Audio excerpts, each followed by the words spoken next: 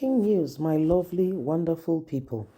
Remember the CEO of Binance who escaped from Nigeria, the detained Binance executive Tigres Gabayi, who had fled Nigeria with nobody really knowing how he left, how he got a visa, or what passport he used. That's saying the Nigerian immigration system is whacked. A lot of these things have happened, and everybody is watching and want to see what the real truth is. We want to know the honest truth. These are some of the things that have happened, and everybody's watching and want to know, what is really going on. We are tired of the same thing over and over again. We don't want all of this to happen. Right now, the Binance executives have dragging NLSA, Ribadu, Efcc to court. Instead of them to be afraid, that he was able to escape from Nigeria. What a nation. Even the security system is so porous, it's unbelievable. Please don't forget to give us a thumbs up, like us, share, subscribe. Let's get all the details. The detained Binance executive Tigran has initiated legal actions against the Nigerian National Security Advisor (NSA) Nuhu Ribadu and the Economic and Financial Crime Commission (EFCC).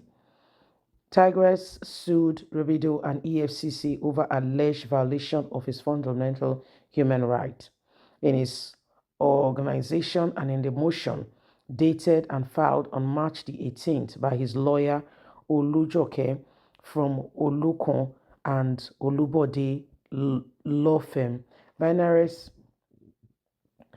executive sought 5 relief before Justice Ekwo.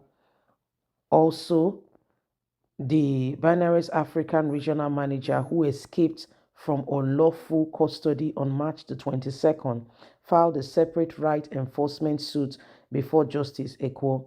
The new news agency of Nigeria reports that Tigres in the suit, marked number is there, had sued the office of NSA and EFCC as first and second respondents.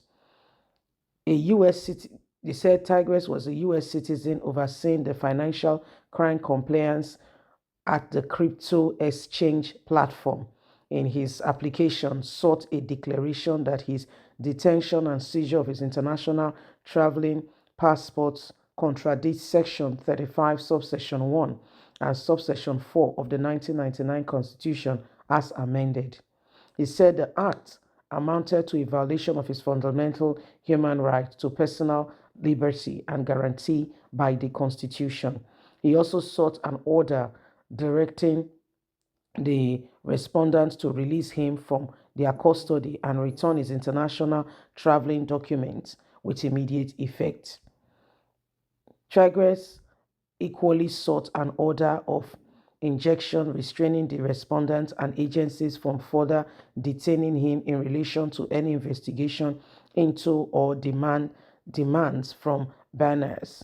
The official who sought an order from the respondent has issued a public apology to him, also prayed that the cost of his action be paid in full. In a statement in support of his suit, he said he is an American citizen who visited Nigeria on February the 26th, along with flying in as a representative of Binance to honor the invitation of NAS and EFCC to discuss issues relating to Binance in Nigeria. Given an 11-ground agreement why his application must be granted, he said he and his colleagues dutifully attended the meeting which he was invited for. He said after the meeting, the two then were detained by the respondent and remanded in detention since then. He said he did not commit any offense during his meeting, and neither was he informed in writing of an offense he personally committed to the Nigerian government. The only reason for his detention is because the government is requesting information from Binance and making demands on the company. He said, adding that he was not a member of the board of Binance when the two suits were called on Thursday, he appeared and he says, two of them appeared and says, this is against their fundamental human right. So this is what is happening right now, my lovely people. And you can see that Nigerians are really watching to see how all of this will play out. It is important that we begin to look upon this very carefully and ensure that the truth is established. Nigerian security agencies do not seem to have gotten themselves. Okay, somebody who, according to him, he said he came into the country by invitation and he came visiting, he was detained according to him, when asked about issues of the issue relating to, the company he works for. He said he only came to answer questions, and during the interrogation that went on, he does not believe he committed any, he does not believe that he committed any offense that warrant him to be detained. And now he's asking for compensation, every legal fee paid in full, and all that. And has sued the National Security Advisor as well as EFCC. Well, Nigeria needs to get herself together and ensure that if we are arresting somebody, we have all the legal right. He said he was detained unlawfully. He's now the one suing to court saying that, he wants compensation because he's an American citizen. He came into the country to honor the invitation that was sent with regards to his company, and that was all, nothing more. It is really very important that every one of us look upon this very carefully and ensure that the right things are done. Okay, so Nigerians, what do you think? This guy was even kept in custody, and before he could know what say Jack Robinson, he has fled the country.